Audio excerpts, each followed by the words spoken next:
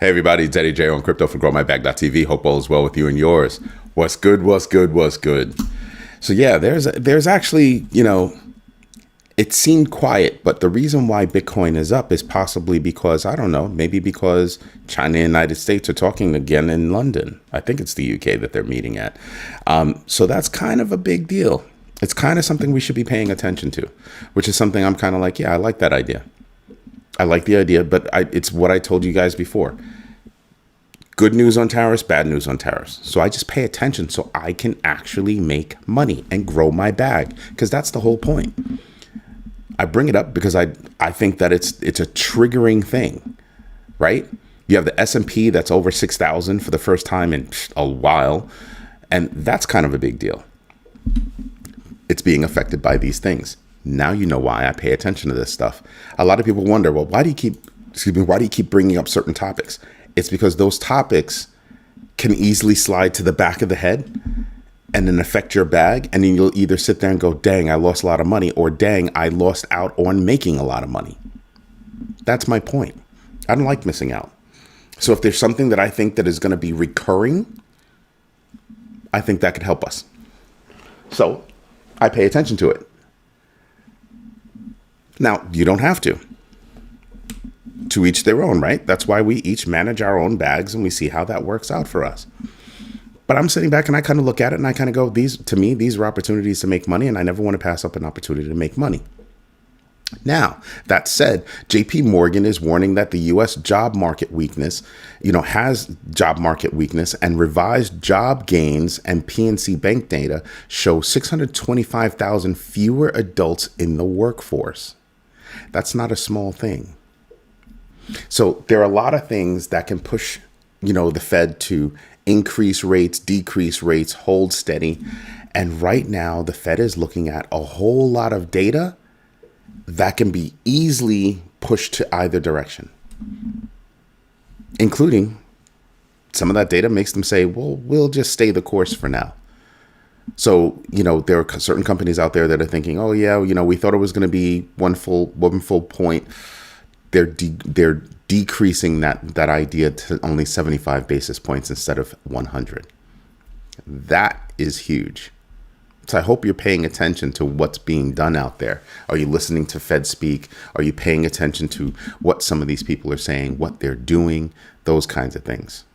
Something else that came up, Bitcoin Core developers removed the 80-byte data cap. And that actually is sparking a lot of debate. Why? Well, with 31 developers backing the change and critics like Luke Deshear warning of potential instability. Meaning, if we take this away, he thinks, and some of his friends think, that you can make Bitcoin unstable. I'm thinking it's probably not going to make Bitcoin unstable. But you know what I do like about this whole thing? They're having a healthy debate about it. They're having a very healthy debate about it, which means that it is something that's worthy to pay attention to. Hence, I keep DCAing into Bitcoin. Just saying, pay attention to these things. These are opportunities, not issues for, panic or anything else. ARK Invest Kathy Wood predicts Bitcoin's rise, citing a resilience against gold and a regulatory clarity. That's right. There's a certain regulatory clarity that comes with Bitcoin that doesn't come with other coins. So I can understand her logic to thinking that Bitcoin's going to shoot up a bit. Yeah, I believe so. I definitely believe so. Then you've got NVIDIA launching a cheaper Blackwell chip for China. Of course, they're currently, U.S. and China currently in talks because the U.S. wants more, rare earths and China wants more chips. So there's that.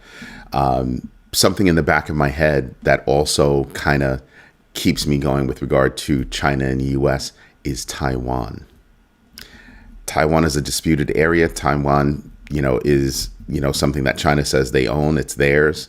And that's an ongoing issue. So I wonder if that conversation is on the tail. Hey, do we get a promise that you're not going to do anything anytime soon?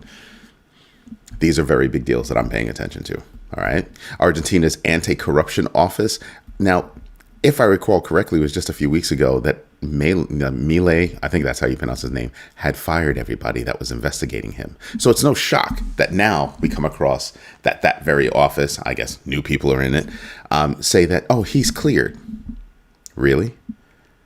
But I hear investigations from the United States are still happening because it was a big rug pull. It was a big thing. Kazakhstan is unveiling a crypto city, and as a digital asset hub aiming to boost stablecoin payments now at $100 billion in Kazakhstan, led by Tether, USDT, and Circle USDC, despite national restrictions.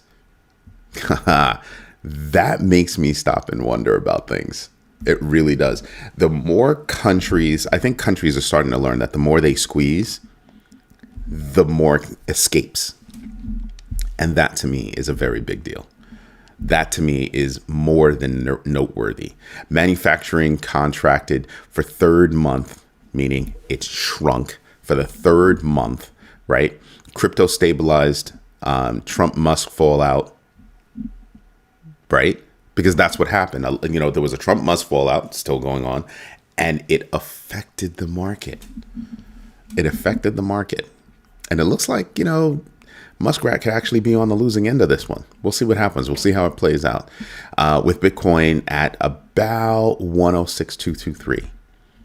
So I dropped a note on the Big Bagger feed last night because I noticed that Bitcoin has been slowly creeping up. I don't know if you've noticed, but it's been slowly creeping up. And I think today we might actually see it creep up more. Why? Because that's when everybody starts to wake up in the United States, and they'll start waking up to, oh, China and the US are talking. And that's going to be positive news. Although a lot of that is already factored into a lot of the stock market. And a lot of the crypto market is beginning to shrug it off. So that's something I look at. Then you've got Ripple partnering with Jetro. Give me a moment. Jetro is the Japanese external something or other. But basically, they're going to be working with them to make big developments in Japan. Japan needs to make big moves for their economy. Big moves for their economy. And Ripple getting that deal is a very big move.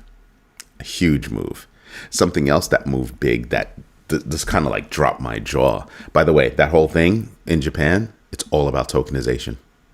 It's all about tokenization, which is why it wound up on my radar. Something else that caught my attention. Stellar bunny hopped BCH by market cap.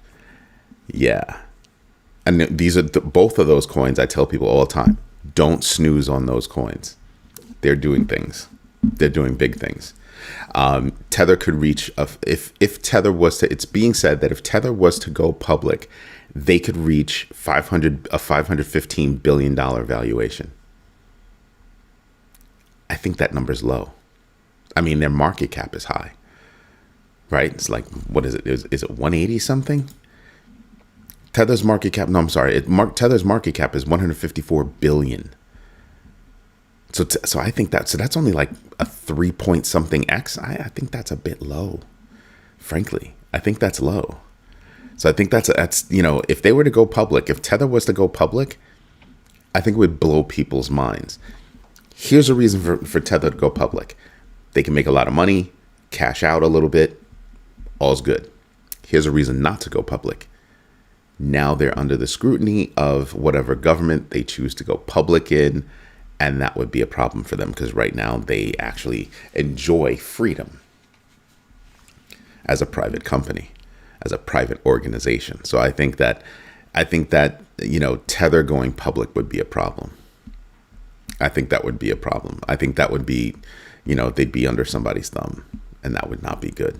Robinhood's Johan Kerbrat advocates tokenization to democratize finance, proposing SEC reforms to replace income-based accreditation with education-focused tests for everyday investors.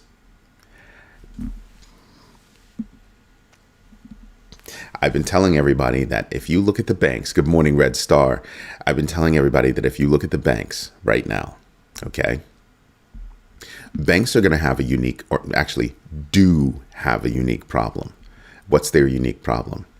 Well, they had been against crypto for so long. See where this is going? That now they have to be for crypto. Well, if you're going to be for crypto, well, you've got to convince everybody that crypto is good now after spending all that time bad-mouthing crypto. So, case in point, JP Morgan is going to actually accept crypto and even custody crypto in the near future.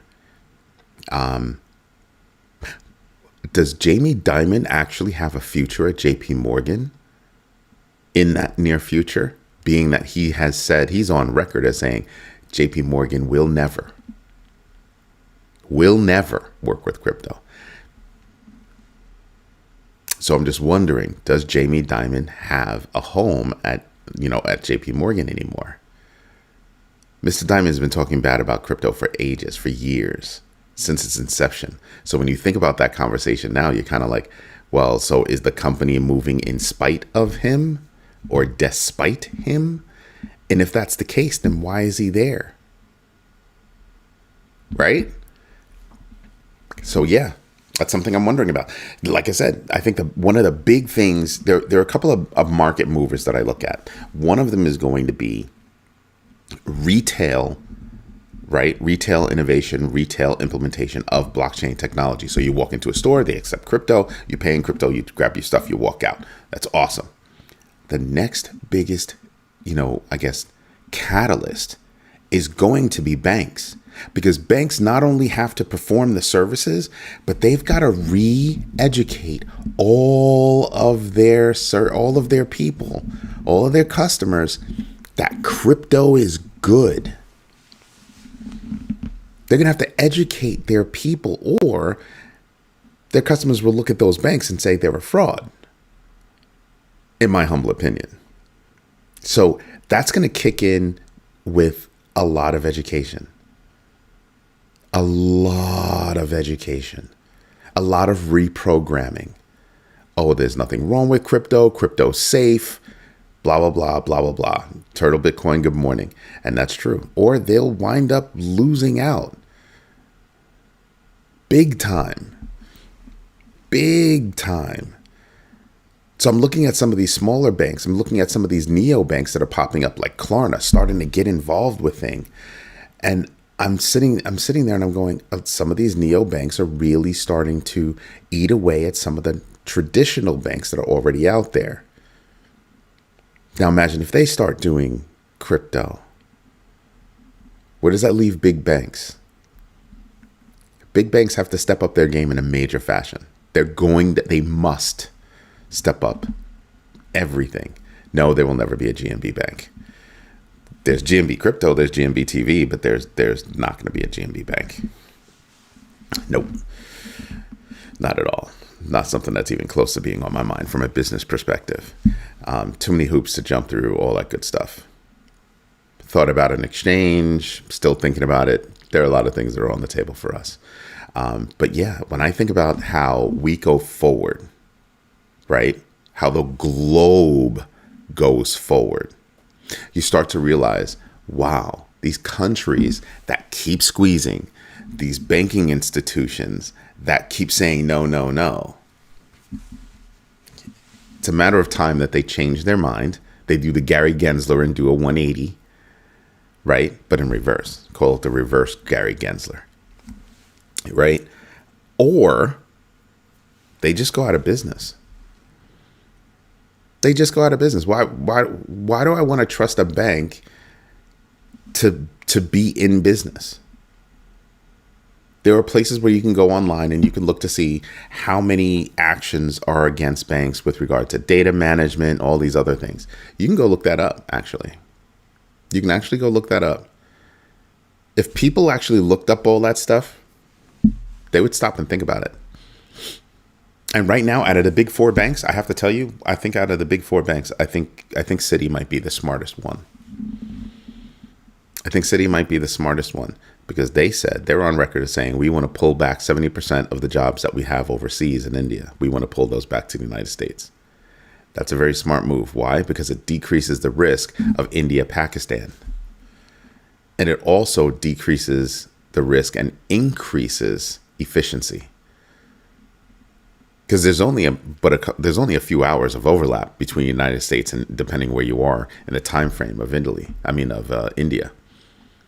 So work that needs to get done could literally take 24 hours to get the messages back and forth so that people can actually get the right work done. It's a tad bit of a problem, don't you think? I think so. So it's stuff like that we need to pay attention to. It really is stuff like that we need to pay attention to. So if you're actually thinking about what you're doing with your money, what is it that you should be doing? You should be practicing the GMB3, right? Do your own research, know your entries and exits, and absolutely invest deliberately. That's the GMB3. That's what I pay attention to. That's really what I pay attention to. But you know what we should do? That's right. And you guys didn't tell me I didn't have my logo on. Are you kidding me? How could you let me forget about that? Ugh. You know how many people could steal my content just because of that? My feelings are hurt. I'm crushed by this. I'm going to cry. But let's go get the news, right? Let's go get the numbers. I don't necessarily preach hodling BTC. I don't necessarily preach hodling anything.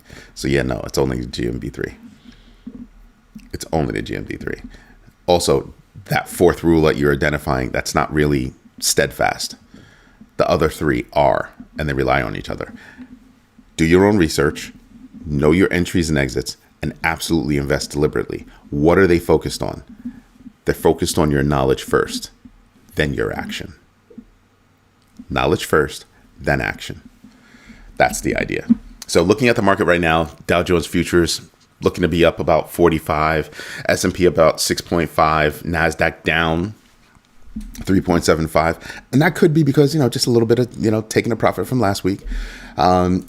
Excuse me. This week, we have wholesale inventories. We've got NFIB, optimism index. We have consumer price index, CPI numbers coming out on Wednesday, PPI numbers coming out on Thursday, and Friday consumer sentiment. So 3 big numbers coming out Wednesday, Thursday, and Friday of this week. Something definitely worthy of paying attention to. Absolutely worthy of paying attention to. What else do we have? Looking at these numbers, we're at 117. I want to be above 125. So we've got a little ways to go. We're down about, what is that? Not 0.93% or $1.108 billion in total value locked. We need to get that back up, right? We absolutely need to get that back up. Right now, we're looking at Bitcoin coming in above, again, popping up a little bit, 106,883. Like I said, I dropped a note on the Big Bagger private feed saying, are you watching Bitcoin just kind of creeping back up? Look how it's doing it. We had this drop and that we understand that drop, but then it just kept creeping up, taking its time, but creeping up. Now you know why I pay attention to things every day, several times a day. The reason why is because you get to watch everything. When I look at the numbers, I want to understand the rhythm of whatever projects I'm looking at, because good news can affect it, bad news can affect it, both micro and macro. Then when you're looking at the big board, again, I know nothing about Zeus right now. I haven't done any research on it whatsoever. So if one of you have, do me a favor, drop a note in the Big Bagger feed. Then you've got HBAR, Toncoin. Somebody asked me if I still like Toncoin last week. It was Red Star. Yes, I do. I just saw an opportunity for me to, make bank on it. So I'm waiting for it. I'm waiting for a pullback. Look at that number. It's actually pretty cool. 321. Kind of nice. What else do we have? Hype is doing something. I have not bought into Hype. Doge is up a little bit. Link is still in the 13s. I'm expecting Link to pop up to 20 at some point, but right now it's still in 13. Wow. Yeah. So Aave is also one that I pay attention to. FET is another one, but FET's been snoring a lot. Hasn't been doing jack. SUI is a big deal for me. XLM is a big deal. AVAX, Solana, BNB, ETH, XRP, ADA, LTC. Let's see. VeChain, Algorand is one that's been dependable for a while. Arbitrum had that deal last week, and it seems like Arbitrum could be trying to wake up a little bit. So we'll see. I'm just watching Arbitrum right now. But looking at how Bitcoin is moving, I'm kind of in a good mood. I'm kind of like, yeah, I like that. Really, really do. Then when I look at the numbers right now, I'm looking at the distance between Bitcoin and Ethereum being about 37%, 37 points. Okay, that's not bad. But I'm seeing that Ethereum could wind up bouncing up to 2,600 again. I think there's going to come a point where, Ethereum is just going to stay above 2,600. I don't know. I don't think we're near that yet, but I think we're getting closer to that point. Then you've got Tether. Then you have XRP. XRP I love. XRP is below $3. So for me, I'm thinking $3. Yeah, I'm all about that. I'm all about that. Anytime I can buy XRP, even under 250. Even under 250, I'm happy. 250 from here is what? Greater than 10% gains?